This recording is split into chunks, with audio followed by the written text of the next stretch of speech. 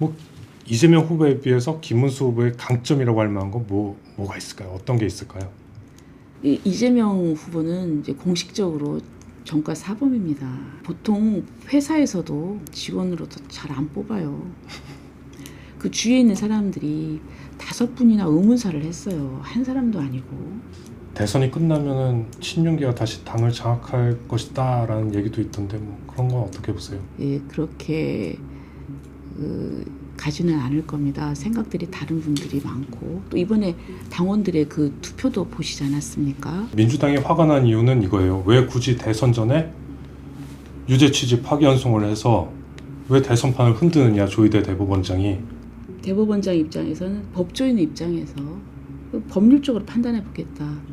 조희대 대법원장이 굉장히 아주 강직한 사람이거든요. 그리고 굉장히 또 비정치적인 분이세요. 국민의 지지율이 99%라도 법을 위반한 사람을 처벌하는 것이 법원과 판사 할 일이다. 그걸 가지고 왜 자꾸 그렇게 겁박을 하느냐. 그거야말로 사법부 독립의 침해다. 근데 대법관들 전부 지금 탄핵한다는 쪽이거든요. 네. 그다음에 오늘 민주당에서 그 대법원장에 대한 지금 특검법을 발의를 했어요. 저는 뭐 비판은 다 할 수 있다고 생각합니다. 하지만 이렇게 탄핵한다. 뭐 가지고 있는 입법권을 총동원해서 가만 안 두겠다. 어떤 한 사람을 위해서 완전히 사법 시스템도 망가뜨리겠다는 거 아닙니까? 뭐 이재명 후보에 비해서 김문수 후보의 강점이라고 할 만한 건 뭐가 있을까요? 어떤 게 있을까요? 강점이라면 이재명 후보는 이제 공식적으로 정가 사범입니다. 근데 이 보통 회사에서도 그런 게 있으면 회사에서 직원으로도 잘 안 뽑아요. 예? 그런데 일국의 대통령이 되는데 좀 이런 게 어떨까? 그런 부분에 있어서 이제 깨끗한 후보다. 그리고 또 이제 청렴한 후보다. 뭐 너무나 잘 아시지 않습니까? 이재명 후보 쪽에서는 뭐 여러 가지 뭐 변명도 할 수 있지만 그러나 그 주위에 있는 사람들이 5분이나 의문사를 했어요. 한 사람도 아니고. 참 좋지 않은 일인데 그런 부분. 그리고 또 아까도 말씀드렸듯이 경기도지사 시절에 이루어낸 그러한 그 실적 없죠. 그렇지만 이재명 후보가 그러면 내놓을 수 있는 것이 뭔가 난 좀 그걸 좀 그래서 경기도지사 시절에 하셨던 것 있던 성과나 이런 게 좀 비교가 됐으면 좋겠어요. 알겠습니다. 김문수 후보가 대선에 나왔지만 이제 어쨌든 이기든 지든 대선이 끝나면은 친윤계가 다시 당을 장악할 것이다라는 얘기도 있던데 뭐 그런 건 어떻게 보세요? 글쎄요, 저는 지금 우리 당의 사정은 그렇게 어느 한 뭐 계파가 주도할 만큼 그렇게 가지는 않을 겁니다. 생각들이 다른 분들이 많고 또 이번에 당원들의 그 투표도 보시지 않았습니까? 그렇기 때문에 저는 뭐 어느 계파가 뭐 뭘 주도하고 그런 것이 아니라 이제 어떤 새로운 우리 국민의 힘의 새로운 방향을 잘 제시하는 그런 분 쪽으로 당원들이 좀 힘을 모아가지 않을까 이런 생각을 합니다. 민주당이 화가 난 이유는 이거예요. 왜 굳이 대선 전에 유죄 취지 파기환송을 해서 왜 대선판을 흔드느냐, 조희대 대법원장이. 왜 정치에 관여하느냐 이거거든요. 그런데 이제 대법원은 또 이런 생각을 한 것 같아요. 그러니까 이제 이 부분이 이 미뤄지면은 또 대법원에서 이 누구 편을 든 게 아니냐 또 이런 비난이 있을 수가 있거든요. 그러니까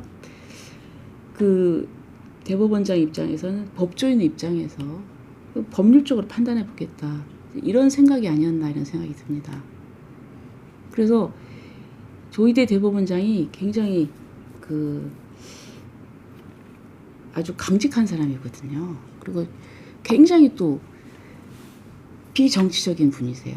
그래서 법률적으로만 판단하려고 하고.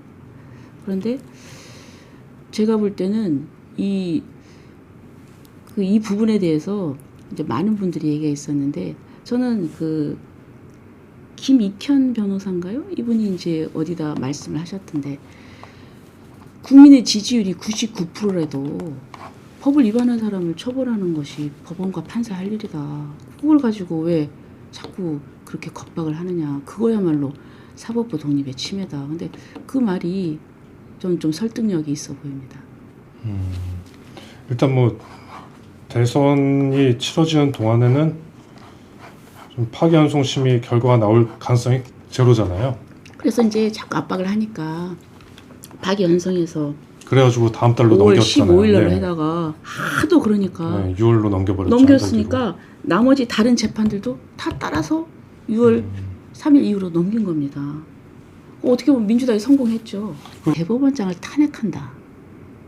그리고 대법원장뿐만 아니라 대법관들 전부 지금 탄핵한다는 쪽이거든요. 네. 그다음에 오늘 민주당에서 대법원장에 대한 지금 특검법을 특검법, 발의를 네. 했어요. 초선 의원들이 근데 발의했죠. 저는 이게 과연 이 민주주의라는 그 체제 하에서 이게 너무 심한 거 아닌가. 결국은 입법권이 독재를 하겠다는 거 아닌가. 자기들 입맛에 맞지 않으면은 저는 비판은 다 할 수 있다고 생각합니다. 하지만 이렇게 탄핵한다. 뭐 가지고 있는 입법권을 총동원해서 가만 안 두겠다. 이건 보복이잖아요.